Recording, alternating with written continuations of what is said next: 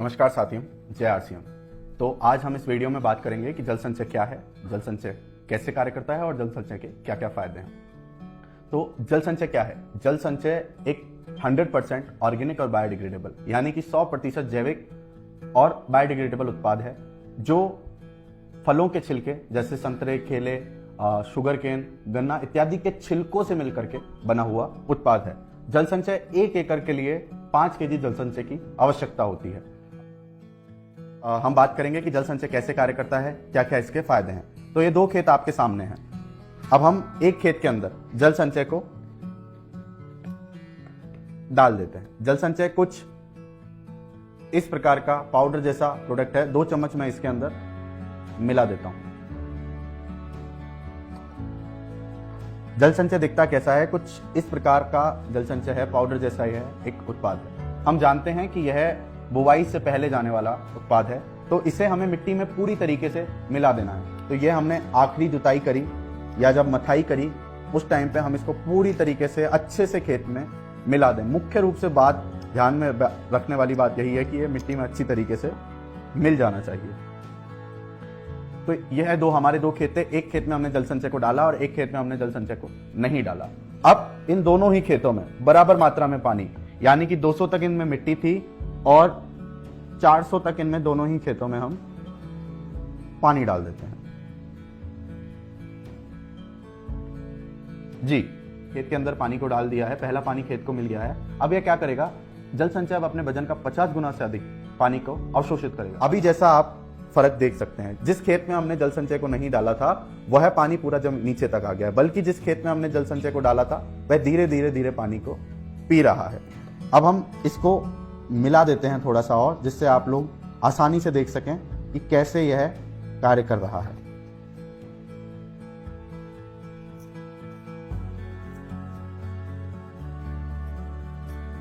हमने इसको पूरी तरीके से मिला दिया। अब उसी प्रकार से मैं इस खेत में भी पूरा मिला देता हूं।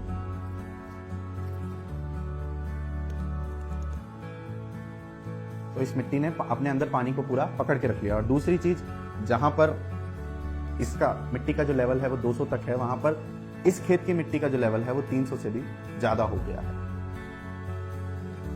इसके फायदे क्या हैं उनको अब हम जान लेते हैं। जैसा कि इस मिट्टी ने अपने अंदर पानी को पकड़ के रख लिया है, तो और इस मिट्टी के अंदर जो जल है वो ऊपर पड़ा हुआ है। अब इस खेत के अंदर का जो पानी है वो धीरे धीरे बह जाएगा या उड़ जाएगा, बल्कि इस खेत के अंदर जल संचय ने पानी को पकड़ के रख लिया है।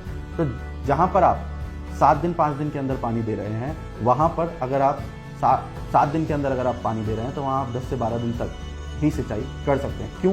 क्योंकि जो जल है, जो मिट्टी है, उसमें नमी को बना करके जल संचय रख रहा है। दूसरी चीज, जो यह खेत है, जब यह लीचिंग होगी, पानी बहेगा या उड़ेगा तो यह अपने साथ फर्टिलाइजर को भी लेके जाएगा।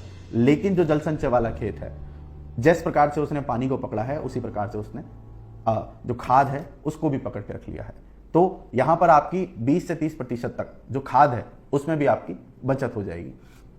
तीसरी चीज, जो जल संचय है, यह ना केवल पानी को होल्ड करके रख रहा है, ना केवल पानी को पकड़ के रख रहा है, इसके पास खुद के ऑर्गेनिक कार्बन, ऑर्गेनिक मैटर और माइक्रोन्यूट्रिएंट भी उपलब्ध हैं, जो मिट्टी को और अधिक पोषक बनाते हैं।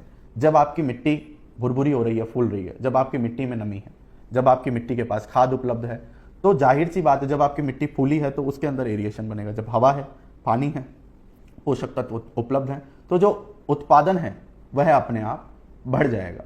तो जल संचय को डालने से यह भी देखा गया है कि 20% तक आपको उत्पादन में भी लाभ मिलेगा। आपके खेत की जो मिट्टी है उसको भी सुधार रहा है।